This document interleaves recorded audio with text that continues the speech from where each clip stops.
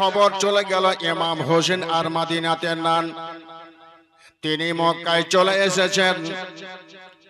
তবে ইমাম হোসেনকে আমরা ভালোবাসি, ইমাম হোসেনকে ভালোবাসে, ইমাম হোসেনকে ডাক করে ইমামে হোসেনের হাতে হাত দিয়ে আমরা মুরিদ হব, ইমাম হোসেনকে আমরা পাশে জায়গা দেব, ইমাম হোসেনের কাছে আমরা আদর যত্ন করব। এই বলে ইমামে হোসেন রাদিয়াল্লাহু তাআলা আনহুকে ওই বাবা কুফার লোকেরা চিঠি লিখতে আরম্ভ করলো। একের পর চিঠিগুলা আসে, আর ইমামে হোসেন চিঠিগুলা পড়ে আর পকেটে জমা রাখে, কোনদিন কাজে লাগতে পারে। ইমাম হোসেন রাদিয়াল্লাহু তাআলা আনহু চিঠিগুলো পড়ে পড়ে ওই বাবা বুকে জমা রাখে। কেউ বলেছে বাবা 99 খানা চিঠি পকেটে জমা, আবার কেউ বলেছেন 101 খানা চিঠি পকেটে জমা, আবার কেউ বলেছেন 150 খানা চিঠি ইমাম হোসেনের পকেটে জমা। ইমাম হোসেন মনে করছেন এত আদর করে যত্ন করে আমাকে কুফার লোকেরা ডাকছে, তো আর মক্কায় আমি না থাকার চাইতে চলে যাওয়াই ভালো। তবে বাবা কিতাবে লিখেছেন 150 খানা চিঠি দিয়া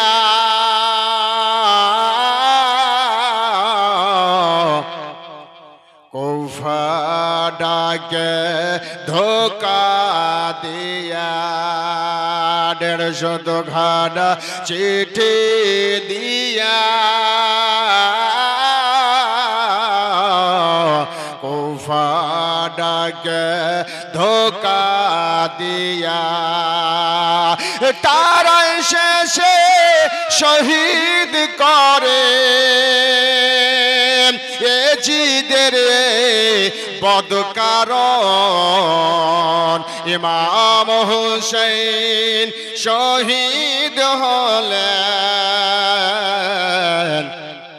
নানার উম্মতের কারণ। ভাইরা আমার বাবারা, ইমাম হোসেন রাদিয়াল্লাহু তাআলা আনহু কুফায় যাওয়ার জন্য প্রস্তুত। ইমাম হোসেনের কলেজা টুকরা ইমাম মুসলিম রাদিয়াল্লাহু তাআলা আনহু জিজ্ঞাসা করছেন, ওগো মা ফাতেমার বেটা, ওগো জান্নাতের রানীর বেটা ইমাম হোসেন, আপনি কোথায় যাবেন? বলে ভাই রে, আমাকে বারবার করে চিঠি লাগে ওই কুফার লোকেরা, আমি কুফা যাওয়ার জন্য প্রস্তুত। হুজুর কুফা আপনাকে যেতে দেব না, কারণ কুফার হালাত ভালো নাই। আপনার বাবা আলীকে তারা শহীদ করেছে, এদের কোনো ভরসা নাই, ওদের চিঠি বিশ্বাস করে নেওয়া যাওয়াটাই ভালো। বলে না, আমাকে যেতে হবে। ইমাম হোসেন কোনো মতে বাবা থামবেন না, কুফায় যাবেন। ইমাম মুসলিম রাদিয়াল্লাহু তাআলা আনহু তখন বলছেন, হুজুর আপনি কুফা যাওয়ার আগে আমাদের মধ্যে আপনি কাউকে পাঠিয়ে দেন হুজুর, সেখানে পৌঁছে যাবে, আর সেখানকার আবহাওয়া হালাত যখন যেমন দেখবে সেভাবে আপনাকে চিঠি করবে, তারপরে আপনি কুফাতে যাবেন হুজুর। হুজুর আপনি আগে যান না, আমাদের মধ্যে কাউকে পাঠান, তারপরে আপনি যাবেন। কে যাবে? হুজুর আমাদের মধ্যে আপনি চুনেন কাকে পাঠাবেন। সবাই চুপচাপ। ইমাম মুসলিম দাঁড়িয়ে গেলেন, হুজুর আমি যাব। তুমি যাবে? বলে হ্যাঁ। বলে যাও। ইমাম মুসলিম বলছেন, হুজুর আমি তো যাব, তবে জানি না আর দেখা হবে কি হবে না, তবে ফজরের নামাজটা আপনার পিছনে পড়ে সকালবেলা যাত্রা শুরু করে দেব। ঠিক আছে। ইমাম মুসলিম রাদিয়াল্লাহু তাআলা আনহু ইমাম হোসেনের পিছনে ফজরের নামাজ জামাতের সঙ্গে আদা করলেন। বলুন সুবহানাল্লাহ। সেই জীবনের মক্কায় ইমাম মুসলিমের শেষ নামাজ। ঠিক আছে ইমাম মুসলিম যাও, ঠিক আছে হুজুর আমি প্রস্তুত। ইমাম মুসলিম রাদিয়াল্লাহু তাআলা আনহু যাবেন বাবা কুফাতে। তার কচি কচি দুইটা সোনার লাল মোহাম্মদ আর ইব্রাহিম, 6 বছর আর 8 বছরের ছেলে দুটা বাবার কাছে দাঁড়িয়ে গেল। আব্বা আব্বা কোথায় যাচ্ছেন গো? বলে বেটা আমি যাব কুফা। বলে আব্বা আপনি যাবেন কুফা? আপনি তো জানেন আমাদেরকে মা ছেড়ে কবরে চলে গেছে গো আব্বা। তবে আব্বা গো আমরা কচে কচে ছেলে আমাদেরকে ছেড়ে আপনি কোথায় একা যাবেন না, বরং আপনি আমাদেরকে সঙ্গে নিয়ে চলুন। ইমাম মুসলিম বলছেন বেটা তোমরা কচি কচি বাচ্চা, বেটারে বলা যাবে না তোমার বাপের নিঃশ্বাসের কোনো বিশ্বাস নাই, হয়তো দেখা হতে পারে নাও হতে পারে, তবে বেটারে আমার সঙ্গে তোমরা যাও না রে বেটা, তোমরা থাকো মক্কায়। দোনো ভাই বলছেন চাচা গো আমাদের যেতে হবে গো। আব্বা আমি আপনাকে ছেড়ে আমরা থাকতে পারবো না। দোনো ভাই কানতে লেগেছে। এবার মুসলিমের কলেজা ফেটে গেল। ফাটবে না তো কি বাবা? কচে কচে বাচ্চা দুটা বলছে আব্বা গো দুনিয়াতে আমাদের মা নাই, আমরা মা হারা সন্তান, আর আপনি যদি চলে যান আমরা কারে আব্বা বলে ডাকবো গো আব্বা? আব্বাকে ছেড়ে আপনি একা কোথায় যাবেন না। ইমাম মুসলিম রাদিয়াল্লাহু তাআলা আনহু বললেন বেটারে আরে বেটা আই আমার কলেজাতে আয় রে। তোর বেটাকে বুকে লাগায়া ইমাম মুসলিম রাদিয়াল্লাহু তাআলা আনহু গোসল বানাচ্ছে। সুন্দর করে গোসল বানিয়ে দেওয়া হলো, আতর গোলাপ লাগিয়ে দেওয়া হলো, সুন্দর করে পোশাক পরিয়ে দিল। ইমাম মুসলিম বলছেন বেটারে এই পোশাকখানা তোমাকে পরিয়ে দিলাম রে বেটা, এই পোশাকখানা মনে হয় আজ তোমাদের জন্য কাফন হয়ে যাবে। ইমাম মুসলিম কেঁদে কেঁদে বলছে বেটারে আজকে আমি তোমাদেরকে জীবনের মতন গোসল বানিয়ে দিলাম বেটা, জীবনের মতন তোমাদেরকে কাফন পরিয়ে দিলাম বেটা, তবে চল রে। ইমাম মুসলিম রাদিয়াল্লাহু তাআলা আনহুর কাছে বাবা দোনো ভাই কানাকাটি করে আব্বাকে রাজি করল।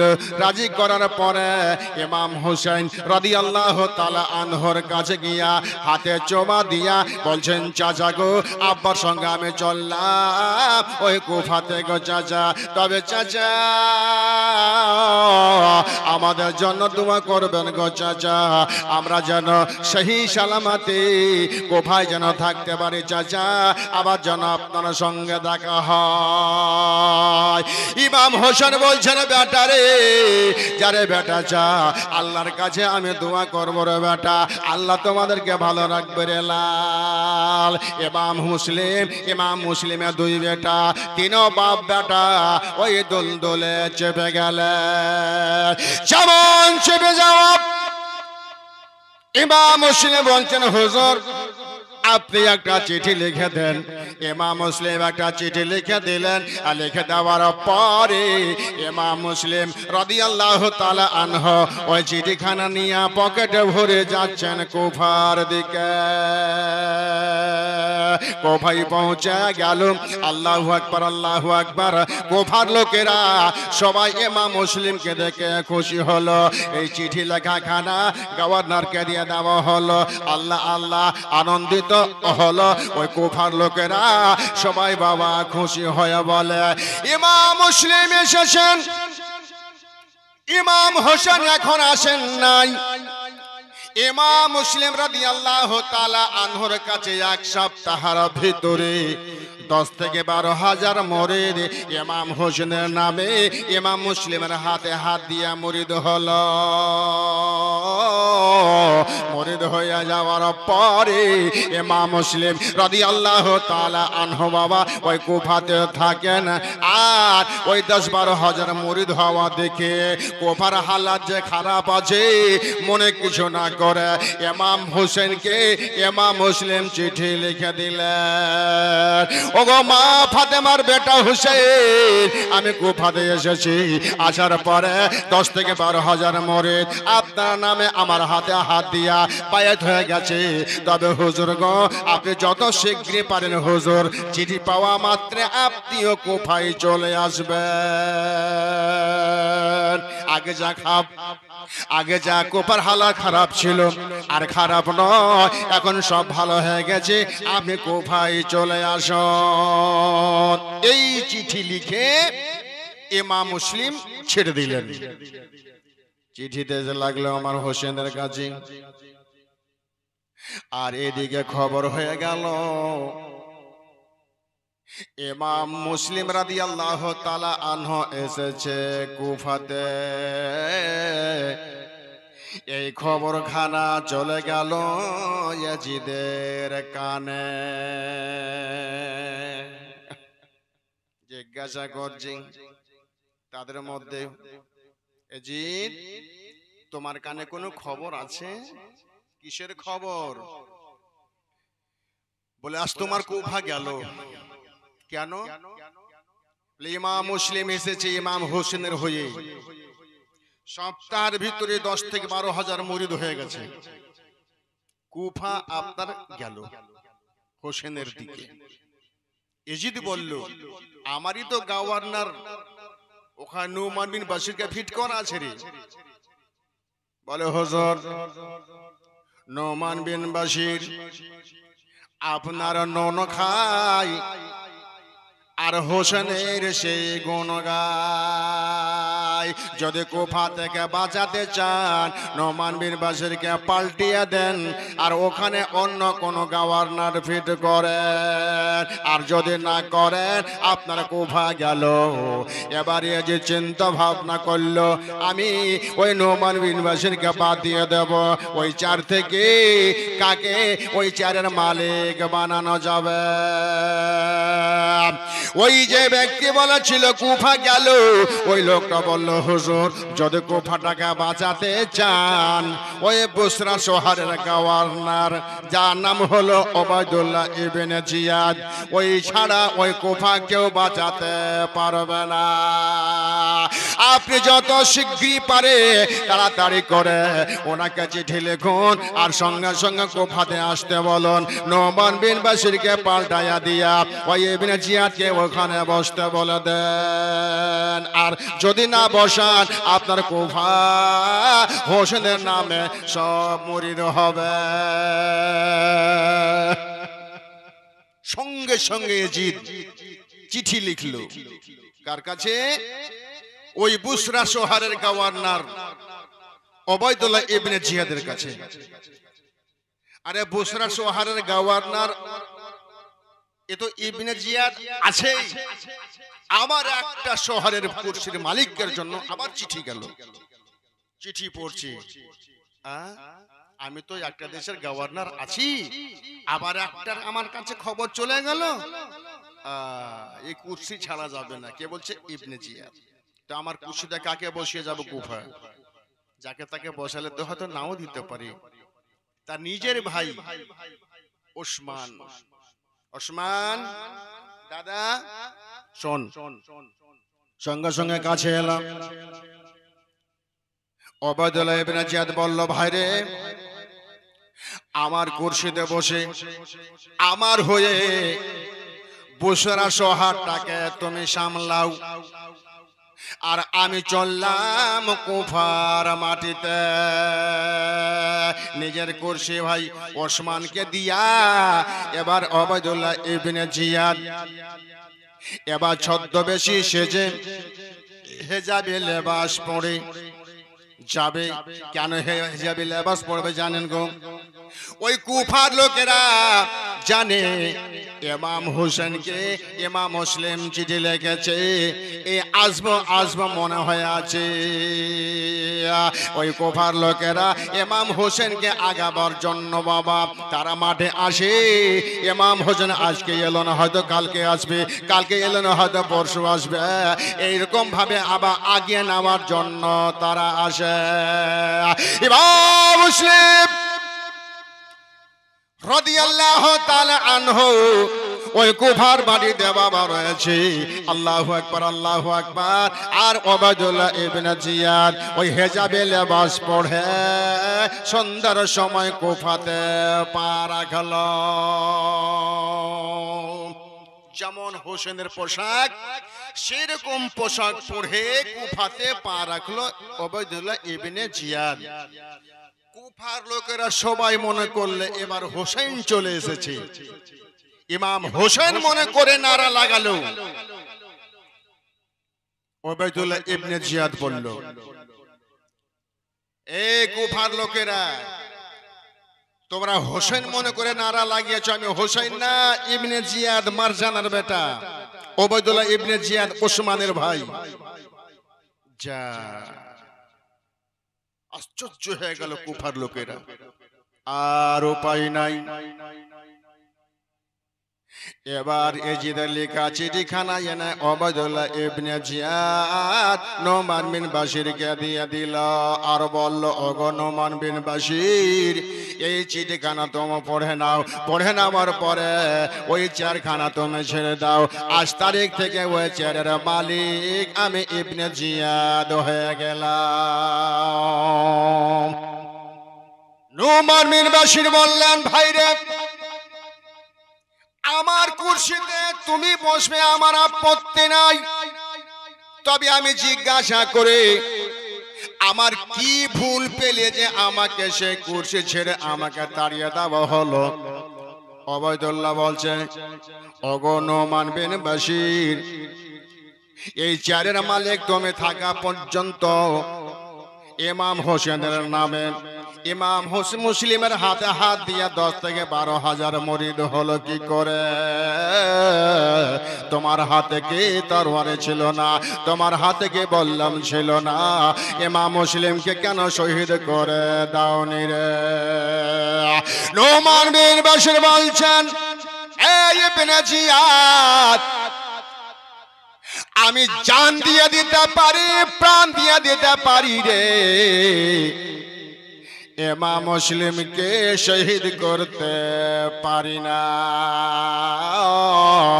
যাদের হাতে জান্নাতের চাবি কাঠি, যাদের হাতে জান্নাতের সবই কিছু, ওরে ইবনে জিয়াদ, আমি স্বেচ্ছায় চার ছেড়ে দিলাম রে, আজ থেকে ওই চেয়ারের মালিক তুমি হয়ে যাও। সেই দিন থেকে ওবায়দুল্লাহ ইবনে জিয়াদ নোমান বিন বাশিরকে পাল্টিয়ে ওবায়দুল্লাহ ইবনে জিয়াদ হয়ে গেল। ভাইরা, ইমাম মুসলিম রাদিয়াল্লাহু তাআলা আনহুর কানে খবর চলে গেল, আর কুফার হালাত ভালো নাই। সব সময় টেনশন ইমাম মুসলিমের যে আমি হোসেনকে চিঠি লিখে দিয়েছি, কিন্তু চিঠি পাওয়া মাত্র আমার কুফায় চলে আসবে, আর আসার পরে আমার মতন বিপদে পড়ে যাবে। কি করা যায়? আমার ভাই হোসেনকে মানা করা যায়? এখন যদি আমার হোসেন চিঠিখানা পেয়ে নেবে আর কুফাতে চলে আসবে, আমার হোসেনকে তারা জিন্দা রাখবে না।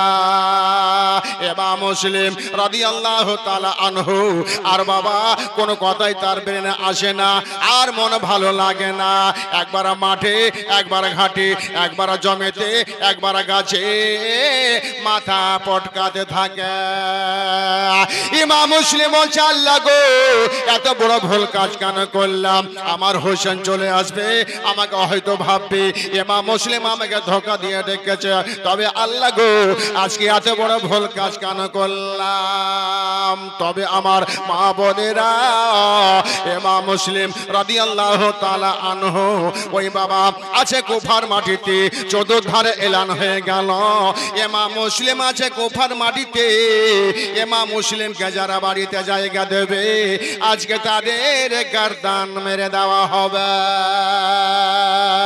এই কুফার লোকেরা ইমাম মুসলিমকে যারা বাড়িতে জায়গা দেবে তাদের গর্দান মেরে দেওয়া হবে, তাদের বাড়িকে আগুন লাগিয়ে পুড়িয়ে দেওয়া হবে। ইমাম মুসলিমকে তোরা কেউ জায়গা দিও না, এলান করে দেওয়া হলো চতুর্ধারে। ইমাম মুসলিম রাদিয়াল্লাহু তাআলা আনহু কোথায় যাবে গো, কখন খাবার কখন পানে কোনো খবর নাই, একমাত্র ইমাম হোসেনের জন্য। একদিন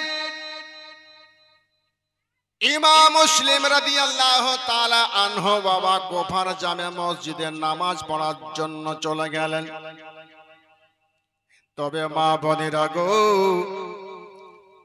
মাগরিবের নামাজ পড়ে জামাতের সঙ্গে তিনি মসজিদ থেকে বেরিয়ে গেলেন। যত তাদের খবর হয়ে গেছে, ইমাম মুসলিম রাদিয়াল্লাহু তাআলা আনহু মনে করলেন আমার দুই কলেজার পাড়াকে কাজী সারার বাড়ি জমা রেখে তিনি বাড়ি থেকে বেরিয়ে চিন্তায় চিন্তিত। মাগরিবের নামাজ জামাতের সঙ্গে বাবা কুফার জামে মসজিদে পড়ে পার হলেন। অন্ধকার হয়ে যাচ্ছে, কোথায় যাবে বাবা, মন ঠিক নাই। আমার মুসলিম কোথায় যাবে? চতুর্ধারে জানলা দরজা বন্ধ হয়ে গেছে, কারণ যারা ইমাম মুসলিমকে বাড়িতে জায়গা দেবে গর্দান উড়িয়ে দেবে। এই জন্য ওই কুফার লোকেরা সবার জানলা দরজা বন্ধ করে দিয়েছে রে মা। ইমাম মুসলিম রাদিয়াল্লাহু তাআলা আনহু বেরিয়ে গেলেন। বেরিয়ে যাবার পরে দরজার তাকায়া তাকায়া দেখে কোনো বাড়ি খোলা আছে কিনা, কোনো দরজা খোলা আছে কিনা, কোনো জানলা খোলা আছে কিনা, কোনো জানলা দরজা খোলা না। ইমাম মুসলিম মনে করছেন খোদা, এখন আমি কোথায় যাব? বাড়ি নাই, ঘর নাই, টাকা নাই, পয়সা নাই। তবে মা বোনেরা গো, নাবি বংশের ছেলের এতই বড় বাবা দাম, আজকে ইসলামের জন্য কুরবানি হয়ে যাচ্ছেন তারা। ইমাম মুসলিম বেরিয়ে গেলে নামাজ পড়ে, কোনো দিকে কোনো নজর আসে না, আলা রড বাতি সব বন্ধ হয়ে গেছে। দূরে দেখছেন একজন আমার মায়ের মতন মা চারাক নিয়ে বসে আছে, প্রদীপ নিয়ে বসে আছে, কে বলেছে লণ্ঠন নিয়ে বসে আছে। আমার মুসলিম মনে করলেন এক পা দুপা করতে করতে মেয়েটার কাছে যাই। এক পা দুপা করতে করতে ইমাম মুসলিম চলে গেলেন সেই বুড়ির কাছে। মা, ও মা। আরে বাবা, তুই কে রে বাবা? এত রাত্রে বাড়ি কোথায় রে বাবা? মা বলল, আরে বাবা তোমার নাম কি রে, তোমার বাড়ি কোথায় রে বাবা? ইমাম মুসলিম বলছেন, মারে আমার নাম পরে বলবো রে মা, তবে মাগো আজকে গোটা কুফা বাসিতে জানলা দরজা বন্ধ কেন হয়ে গেছে মা? মেয়েটা বলল, বাবা গোটা কুফা বাসিতে এলান হয়ে গেছে, ইমাম মুসলিম কাকে যারা বাড়িতে জায়গা দেবে তাদের গর্দান মেরে দেওয়া হবে, বাড়িতে তাকে আগুন লাগিয়ে পুড়িয়ে দেওয়া হবে। আরে বাবা তুই জানিস না? আমাদের দেশের বাচ্চারা জানে রে, আর তুমি জানো না? হাই হাই, ইমাম মুসলিম বুঝে গেলেন। এখন যদি বলি আমার নাম হলো ইমামে মুসলিম, তাহলে আমাকে পানি পান করাবে না। তবে পানি তো পান করা যাক। ইমাম মুসলিম বলছেন মারে আমার পরিচয় মা তুমি পরে নেবে মা, তবে তুমি আমাকে একটু পানি পান করাও মা। মারে এই দেশে আমার কোনো মা বাবা চাচা চাচি নাই রে মা, তবে মারে আমাকে একটু পানি পান করাও মা। সঙ্গে সঙ্গে মেয়েটা ভিতরে গেল, এক লোটা পানি এনে হাজির করে দিল। পানি পান করলেন, লোটাটা ফিরিয়ে দিলেন। এবার লোটাখানা ভিতরে রাখতে গেছে, এসে দেখছে ইমাম মুসলিম বসে আছে। বুড়ি বলছে হারে বাবা তোমার কোনো মতলব আছে নাকি রে বাবা? আমার কাছে তুমি পানি পান করতে চাইলে পানি পান করালাম, বাড়ি যা। ইমাম মুসলিম বলে মা ও মা, এই দেশে যদি আমার বাড়ি থাকতো ঘর থাকতো মা তোমার কাছে পানি চেয়ে খেতাম না। মারে এই দেশে আমার বাড়ি নাই রে মা, তবে মা বলো আজকে তুমি আমাকে পানি পান করিয়ে আত্মাটা ঠান্ডা করে দিয়েছো মা, তবে বলো মা এই পানি খানা কাল কিয়ামতের মাঠে তোমাকে দিয়ে শোধ করে দেব। তবে মা বলো তোমার নামটা কি রে মা? মেয়েটা বললো আমার নাম হলো তুয়া। এই নাম বলার পরে ইমাম মুসলিম জিজ্ঞাসা করে মারে গোটা কুফাবাসীতে জানলা দরজা বন্ধ হয়ে গেছে মা, তুমি কেন বসে আছো? বলে বাবারে আমার একমাত্র একটাই সন্তান, নাম রেখেছে বেলাল, বিএ পাস করিয়ে দেওয়ার পরে চাকরি পেয়েছে ইবনে জিয়াদের দরবারে। আমার বেটা বেলাল যতক্ষণ পর্যন্ত চাকরি ছেড়ে বাড়ি না এসেছে ততক্ষণ পর্যন্ত আমি দানা পানি মুখে দিনা। আমার বেটা বেলালের জন্য বসে আছি। ইমাম মুসলিম বলছেন মা তোমার বেটা চলে আসলে তুমি একটু চলে যাবে? বলে হ্যাঁ। ইমাম মুসলিম বলছেন মারে আজকে তুমি আমাকে পানি পান করিয়া যেমন আত্মাটা ঠান্ডা করে দিয়েছো মা, তবে মারে কাল কিয়ামতের মাঠে আবার নবীকে দিয়া ওই হাউজে কাউসারের পানি দিয়া শোধ করে দেব মা। তবে মা আজকে যদি রাতটা তোমার বাড়িতে আমাকে থাকতে দিতে রে মা, তোমার জায়গা জান্নাতে করে দিতাম। জোরে বলুন সুবহানাল্লাহ, জোরে বলুন সুবহানাল্লাহ। মা যদি একটু আমার বসার জায়গা দিতে মা রাতটা থাকার জন্য, তাহলে তোমার জায়গা জান্নাতে করে দিতাম মা। মেয়েটা ভাবলো আল্লাহ জানি না আমি কি হব না হব, কোন সময় নামাজ পড়ে কোন সময় পড়তে পারি না, তো আলে রাসূলের ছেলে যখন আমার বাড়িতে এসেছে আমি লোকটাকে বাড়িতে জায়গা দিই, যা হবে হবে। ইমাম মুসলিম রাদিয়াল্লাহু তাআলা আনহুকে ধরে নিয়ে বাবা বাড়ির ভিতরেতে গেল, খাওয়া দাওয়া করিয়ে দেওয়া হলো। খাওয়া দাওয়ার পরে ইমাম মুসলিম রাদিয়াল্লাহু তাআলা আনহুকে একটা ঘরে আরাম করার জন্য দিয়ে দেওয়া হলো।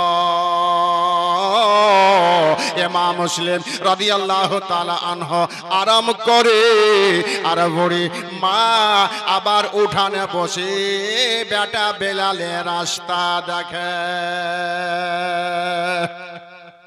একটু পরে বেটা বেলাল চলে এলো। আরে বেটা বেলাল আজকে এত রাত বেটা? বলে মা আজকে অফিসের কাজ প্রচন্ড মা, ফলে আজকে একটু দেরি হয়ে গেল মা। চল মা, মা বেটা খাবার খাবো আরাম করব। মা বেটা ঘরে গেল, খাওয়া দাওয়া হলো, আর খাওয়া দাওয়ার পরে ইমাম মুসলিম রাদিয়াল্লাহু তাআলা আনহু ঘরে আরাম করেন। মা আর বেটা খাবার খাচ্ছে বাইরে, আর খাওয়ার পরে মা গেল মার ঘরে, বেটা গেল বেটার ঘরে। বেলালের মা বলছে, আল্লাহ গো, আমার বাড়িতে ইমাম মুসলিম এসেছে, আলে রাসূলের ছেলে, জান্নাতি ফুল, মেহমানের রাসূল, আলে রাসূল, বলা যায় না কোন সময় কোন দরকার হতে পারে। আজকে আমি ঘুমাবো না, আমি তার খিদমাতে রেডি থাকব। একবার বেলালের মা ভিতরে যায়, আর একবার বাইরে আসি।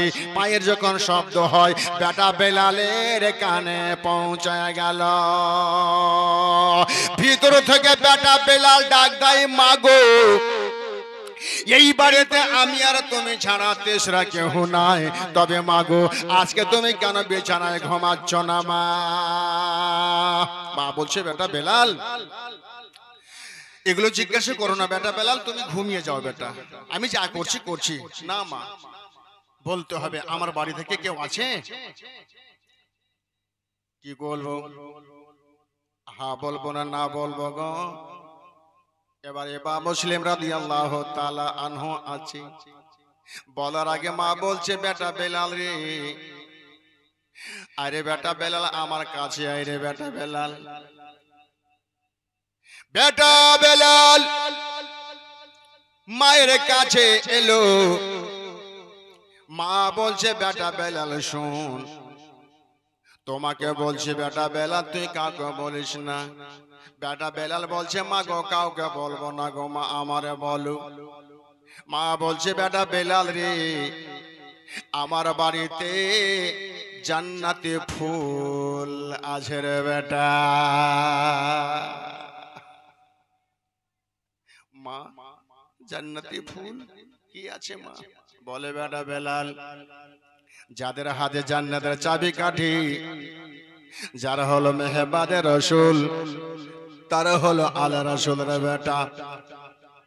ওই ইমাম মুসলিম রাদিয়াল্লাহু তাআলা আনহুর তল্লাশে গোটা কোফাবাসী ব্যস্ত। বেটা বেলাল রে, ওই জান্নাতে ফুল আমার বাড়িতে আছে বেটা, আমি তাকে বাড়িতে জায়গা দিয়া আমার জায়গা জান্নাতে করে নিয়েছি। বেটা বেলাল বলছে, মা যাক, তুমি যা করেছো করেছো। বেটা বেলাল ঘুমাতে গেল।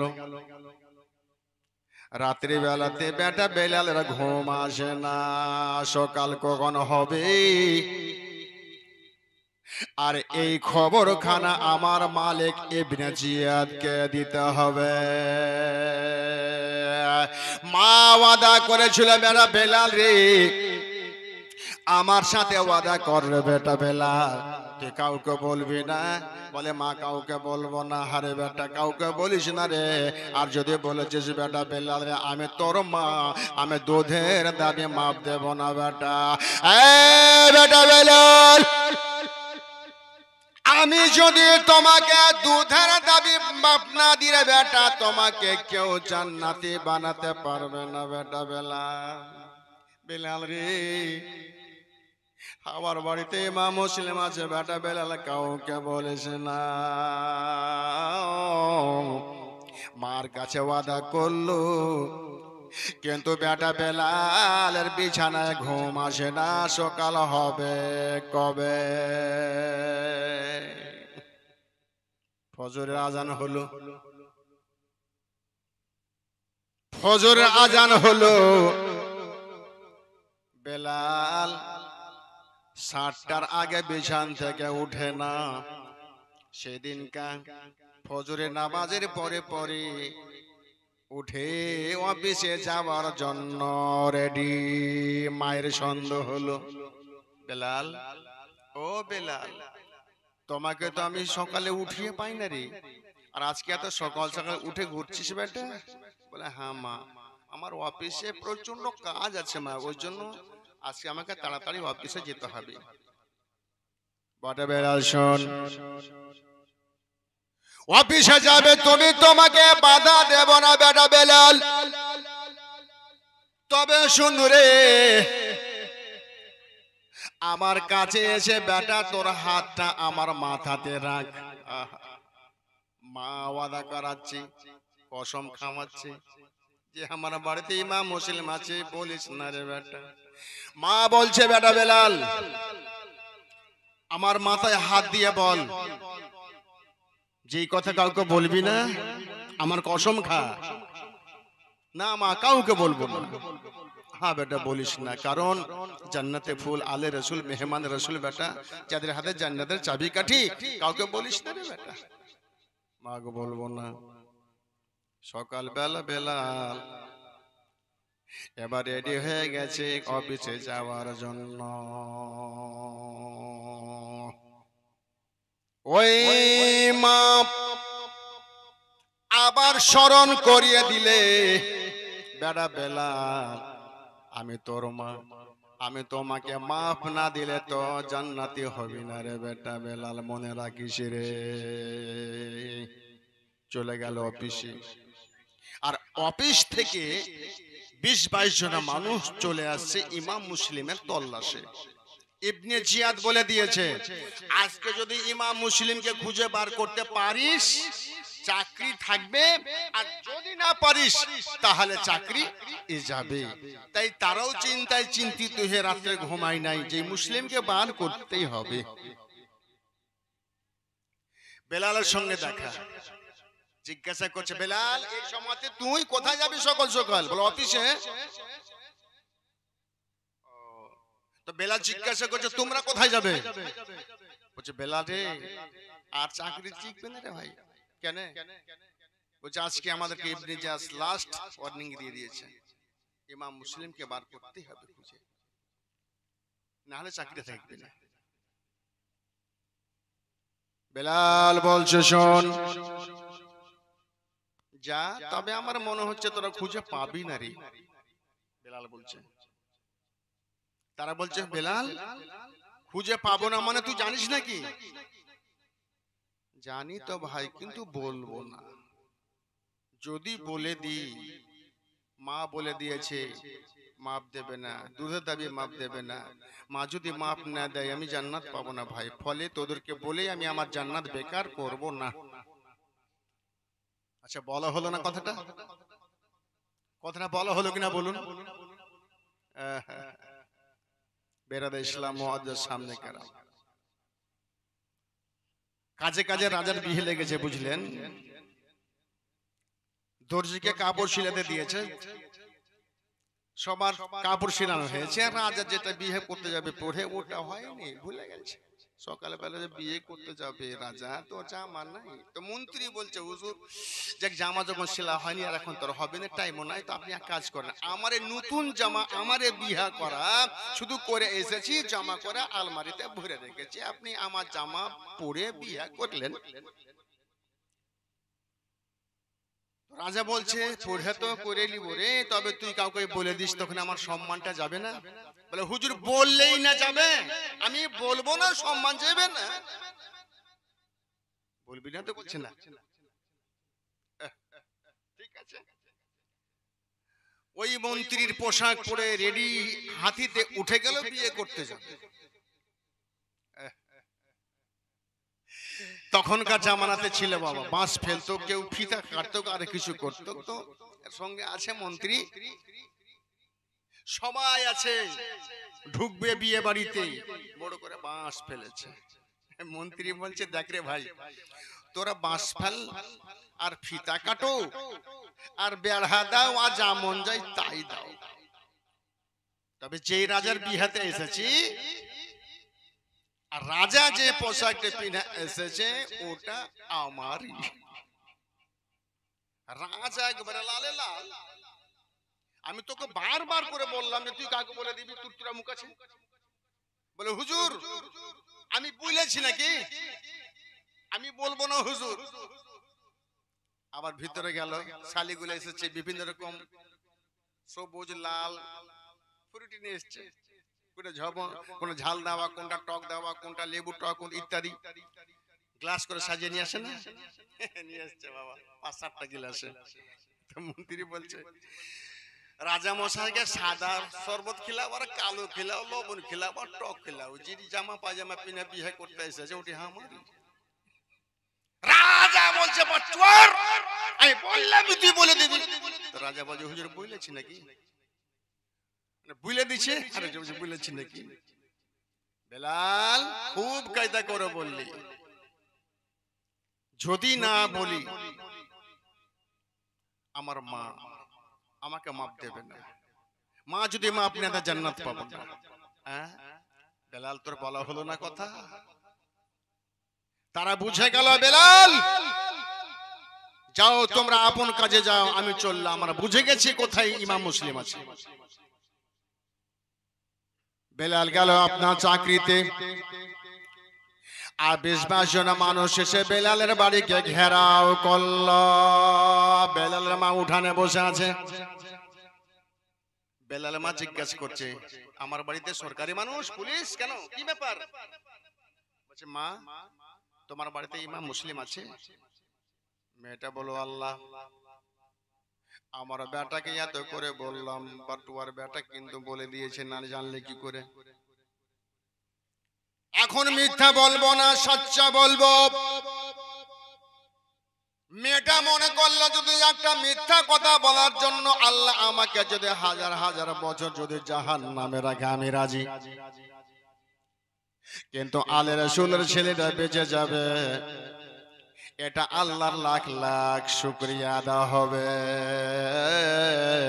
মেয়েটা বলছে আমি বলে দিই যে বেলাল ওগো আমার ইমাম মুসলিম আমার বাড়িতে নাই। যেমন বলতে যাবে ইমাম মুসলিম ভিতর থেকে ডাক দিয়ে দিয়েছে এই বেলালের বাপ আমরা হলাম মেহমানের রাসূল, আমরা হলাম জান্নাতের ফুল, আমাদের হাতে জান্নাতের চাবিকাঠি। ওগো বেলালের মা বলে দাও আলে রাসূলের জন্য মিথ্যা কথা বলা চলবে না, আমি আছি বাড়িতে বলে দাও। হায় রে হায়। ইমাম মুসলিম রাদিয়াল্লাহু তাআলা আনহু জান্নাতের বাগিচার ফুল, আলে রাসূল মেহমানের রাসূল, আর কথা বলতে হলো না। ইমাম মুসলিম রেডি, আর 20-22 জন মানুষ একদিকে রেডি। ইমাম মুসলিম মনে করলেন মরবো না হয় মারবো, আমি কোনো মতেই ছাড়বো না। যুদ্ধ লেগে গেল। আর বেলালের মা উঠানে পড়ে পড়ে আল্লাহকে বলছে আল্লাহ আমার বেটা বেলালকে বারবার করে বললাম, এত করে বললাম কোনো মতে আমার বেটা বেলাল শুনল না, তবে আল্লাহ গো আমার বেটা বেলালকে আমি মাফ দেব না। আজকে লোকটাকে তারা মেরে ফেলে দেবে, সহ্য করবো কি করে গো আল্লাহ। যেই লোকটাকে বাড়িতে ডেকে আমি সুন্দর করে খাওয়া দাওয়া করালাম, যে লোকটাকে বাড়িতে ডেকে আমি সম্মান আদর করলাম, যে লোকটাকে আমি পানি পান করিয়ে আমার জায়গা জান্নাতে করে নিলাম, আজকে সে লোকটাকে আমার বাড়ির সামনে কাটবি, আমি মা হয়ে দেখবো কি করে। বেলালের মা কাঁদছি, আর ওইদিকে যুদ্ধ বাবা চলছে। এই যুদ্ধ চলতে চলতেই 20-22 খানা তরবারিকে ইমাম মুসলিম হারিয়ে দিচ্ছে, তারা পারে না।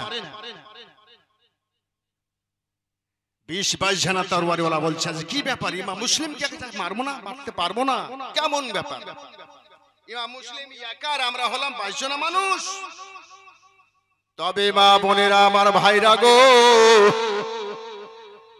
একা হলে বাবা যারা হলো নবী বংশের ফুল, যারা হলো মেহমানের রাসূল, তারা হলো আলে রাসূল, তাদেরকে একা সম্ভব হবে না। কেন হবে না? এই জন্য হবে না তাদের নবী বংশের খুন রয়েছে।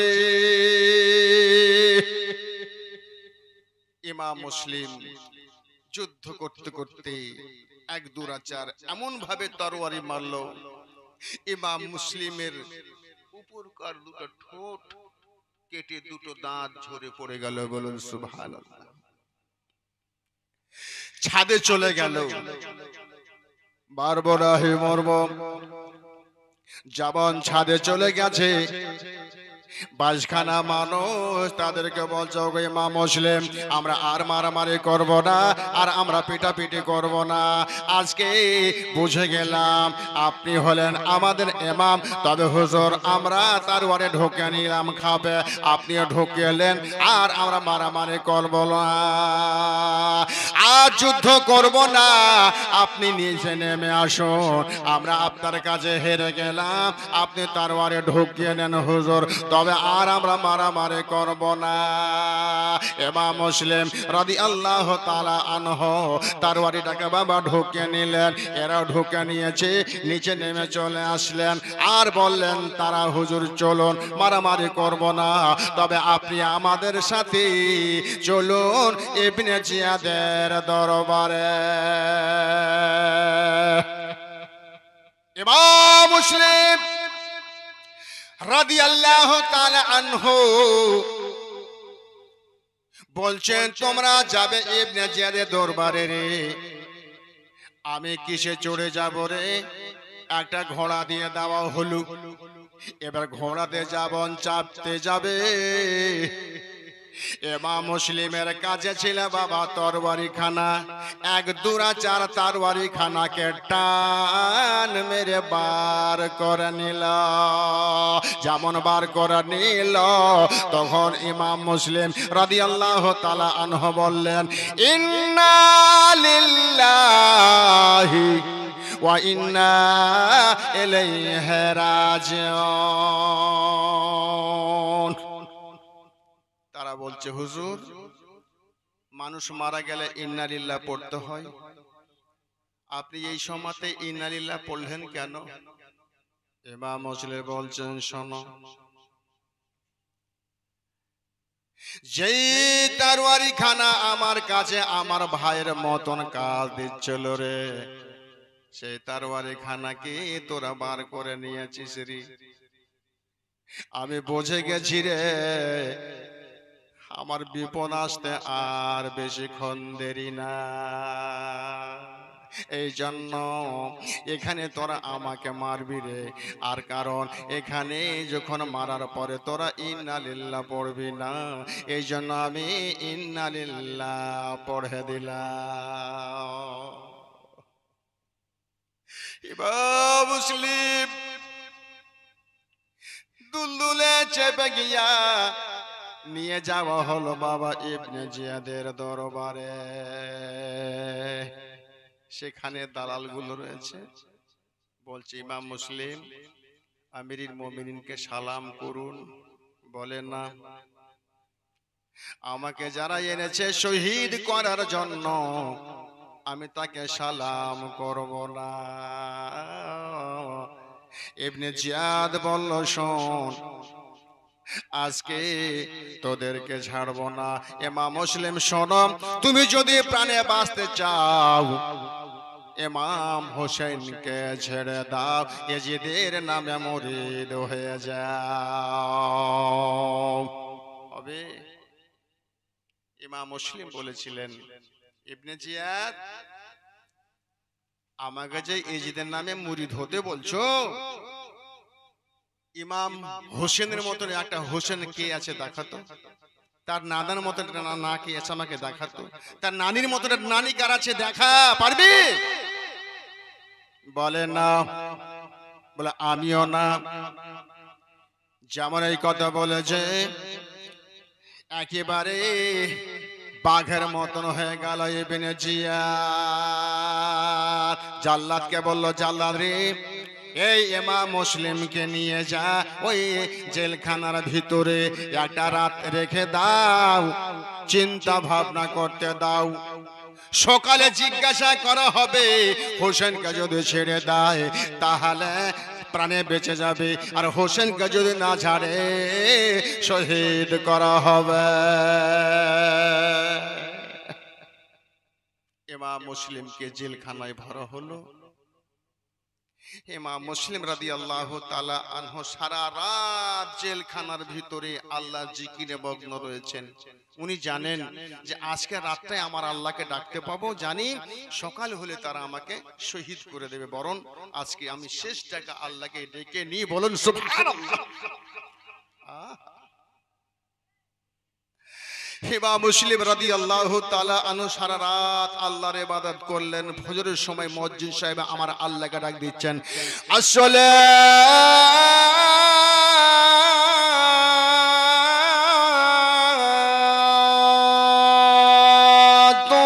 খায়রুম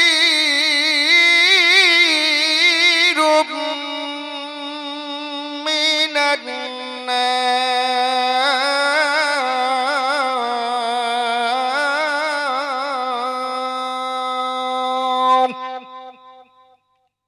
একবার জোরে হবে না সুবহানাল্লাহ? মাশাআল্লাহ। সকালবেলা বার করছে ইমাম মুসলিমকে, বার করা হলো। ইমাম মুসলিম চিন্তা ভাবনা করেছেন? বলে আমার চিন্তা ভাবনা করা আছে, ইমাম হোসেনকে ছাড়তে পারবো না। পারবে না? বলছে না। জাল্লাদকে ডাকা হলো, জাল্লাদ রে, এই জাল্লাদ যাও, এই ইমাম মুসলিমকে পাড়ার শেষে ছাদের উপরে নিয়ে শহীদ করে দাও। সঙ্গে সঙ্গে ইমাম মুসলিমকে ধরে নিল আর পাড়ার শেষে ছাদে নিয়ে গেল। তারা বলছে, ইমাম মুসলিম বলুন, কিছু কি বলার আছে আপনার? ইমাম মুসলিম বলছেন, ভাই আমার আর কি বলা থাকবে, তবে তোমাদের কাছে আমার তিনটা কথা রয়েছে। কি কথা বলুন? বলে, এই কুফাতে আসার পরে আব্দুল্লাহ নামে একজন ব্যক্তির কাছে 700টা টাকা আমি ধার করেছিলাম, ওই দেনাটা তোমরা দিয়ে দেবে। আর এই কুফাতে আসার পরে আমার ভাই হোসেনকে আমি চিঠি লিখেছিলাম, আমার ভাই হোসেনকে যেন মানা করে দেওয়া হয় কুফাতে না আসি। 3 নম্বর প্রশ্ন হলো এইটা, আমাকে তোমরা শহীদ করে দেবে, তোমাদের কাছে প্রাণের ভিক্ষা চাইব না, তবে শোনো গো, আমাকে শহীদ করে দেওয়ার পরে এখানে আমার কোনো মা নাই, বাবা নাই, ভাই নাই, আমার কবর কেউ দেওয়ার নাই রে। আমাকে শহীদ করে দেওয়ার পরে আমার কবর করে কবর দিয়ে দিও, বলুন সুবহান। ইবনে জিয়াদের লোক বলল, ইমাম মুসলিম তোমার সব কথা রেখে দেবে, তবে তোমার একটা কথা রাখবো না। বলে, কোনটা রাখবে না বলো? বলে, তোমাকে শহীদ করে দেব ঠিকই, তবে তোমার জানাজা করব না, তোমার কবর আমরা দেব না। ইমাম মুসলিম কেঁদে ফেললেন। আমার বলার কাজ আমি বলে দিলাম, করবে না করবে তোমরা ভাববে, তবে শোন রে, আর কি আমার বলার আছে। ইমাম মুসলিম রাদিয়াল্লাহু তাআলা আনহু তখন বলেছিলে, দাঁড়া রে, আমার আল্লাহকে আমি একটু ডেকে নি রে, আর কোনোদিন ডাকতে পাবো না। ইমাম মুসলিম 2 রাকাত নামাজ পড়লেন। 2 রাকাত নফল নামাজ পড়ার পরই আল্লাহর কাছে হাত দুটো তুলে দোয়া করছে, আল্লাহ গো রব্বুল আলামিন, আমার 2টা বেটা আমার সঙ্গে এসেছিল, আমার বেটা 2টাকে আমি আর জীবনে দেখতে পেলাম না।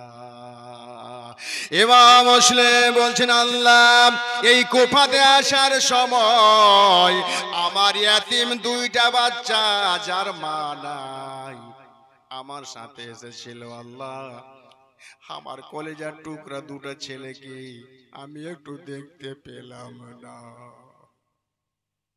ইমাম মুসলিম কেঁদে কেঁদে আল্লাহর কাছে দোয়া করলেন, আল্লাহ আমার হোসেনকে যেন কুফা আসতে না দেওয়া হয়।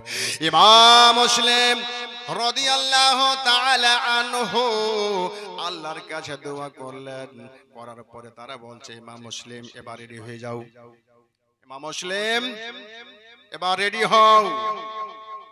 ভাই আমি রেডি তো আছি। আহারি ইমাম মুসলিম, জীবনে আর কিছু খাওয়ার ইচ্ছা করছে তোমার? ইচ্ছা করে না? তবে শোনো গো, যদি তোমরা পারো গো দুনিয়া থেকে বিদায় হয়ে যাব আমি, তবে তোমাদের কাছে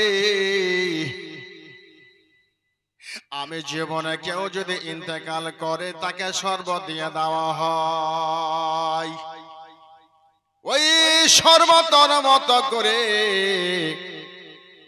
তোমরা আমারে একটু পানি দাও, একটু পানি পান করে দুনিয়া থেকে বিদায় হব রে।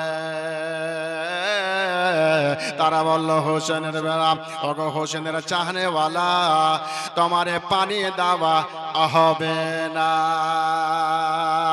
ও মা বোনেরা, বাবারা, যারা হলো আলে রাসূল, মেহমানের রাসূল, উম্মতের রাসূল, তারা দুনিয়া যার জন্য পানি এলো বাবা, তাদেরকে পানি দেওয়া হয় না।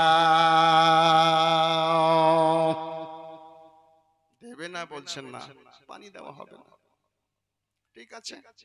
তবে আর দেরি করিস না, আমাকে তাড়াতাড়ি করে তোমরা শহীদ করো আমাকে। আবার নবী মুস্তাফা হাউজে কাউসারের পানি নিয়ে রাস্তা দেখছে, বলুন সুবহানাল্লাহ। একটু পরে আমি চলে যাব হাউজে কাউসারের পানি পান করার জন্য, আর দেরি করিও না। একজন বলছে, লোকটা তো চলে যাবে, না হয় একটু পানি দিয়ে দাও না ভাই। কারণ একটা মানুষ যখন দুনিয়া ছেড়ে চলে যায়, তো লোকটা একটা আশা করে তো পানি পান করাও, একটু পানি করিয়ে দিলে কি এমন হয়ে গেল? ওদের মধ্যেই ভেদাভেদ চলছে। বলছি ঠিক আছে, তাহলে লোটাটা দিয়ে দাও। ইমাম মুসলিম রাদিয়াল্লাহু তাআলা আনহুর জন্য বাবা ভিতরে গেল, আর এক লোটা পানি এনে হাজির করে দিল। ইমাম মুসলিম রাদিয়াল্লাহু তাআলা আনহু এবার লোটা খানাকে যেমন মুখে লাগাতে গেছে, ওই উপরে ঠোঁটটা পানিতে চুবড়িয়ে গেছে। যেমন পানিতে চুবড়িয়ে গেছে, জ্বলন শুরু হয়ে গেল। আর ওই তোমার বাড়িতে বাবা যুদ্ধের ময়দানে যুদ্ধ করতে করতে ওপরকার দুটা দাঁত লড়ে গেছিল বাপ, ওই দুটা দাঁত ছুটে বর্তনে পড়ে গেল। যেমন পড়ে যাওয়া, ইমাম মুসলিম রাদিয়াল্লাহু তাআলা আনহু ওই বাবা দেখছে পানিগুলা রক্তের মতন লাল হলো। যেমন রক্তের মতো লাল হলো, ইমাম মুসলিম তখন বলছে, ভাই রে, যে পানির রং পাল্টে যায় ওই পানি পান করা যায় হবে না, নিয়ে লাও। আর পানি পান হবে না, আমার কপাল থেকে পানি উঠে গেছে রে, এই পানি আর পান হবে না। লোটা খানা দিয়ে দেওয়া হলো। ইমাম মুসলিম রাদিয়াল্লাহু তাআলা আনহু এবার রেডি হয়ে গেছে। ভাইরা, মা বোনেরা গো, ইমাম মুসলিম রাদিয়াল্লাহু তাআলা আনহু বলছে, এবার যেমন আপনি নামাজ পড়েন, নামাজের মতন ওই সাজদাতে চলে যান, আর এই তারওয়ারি খানা দিয়ে ওই মুন্ড খানা নামিয়ে দেব গো। ইমাম মুসলিম রাদিয়াল্লাহু তাআলা আনহু রেডি হয়ে গেছে। ঈশা জোরে তরবারে খানা বাবা মারলো।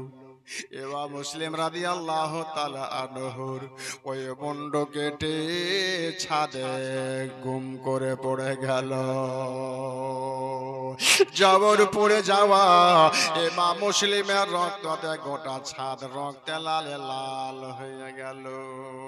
ইমাম মুসলিমের মুন্ডখানা ছাদের উপরে পড়ে আছে মা বোনেরা গো। আর ইমাম মুসলিমের ধড়খানা মুন্ডখানাকে খুঁজতেছি। ইমাম মুসলিম রাদিয়াল্লাহু তাআলা আনহু ছাদের উপরে রক্তের উপরে সাঁতার দিতে আরম্ভ করেছে। মা বোনেরা গো, ইসলামকে তারা কিভাবে টিকে রেখেছে মা। ইমাম মুসলিম রক্তের উপরে সাঁতার দিচ্ছে যেন মুন্ডখানাকে খুঁজছে। ইমাম মুসলিম দুনিয়া থেকে জামে শাহাদাত পান করলেন। বলুন ইন্না লিল্লাহি ওয়া ইন্না ইলাইহি রাজিউন। আল্লাহুম্মা সাল্লি আলা সাইয়্যিদিনা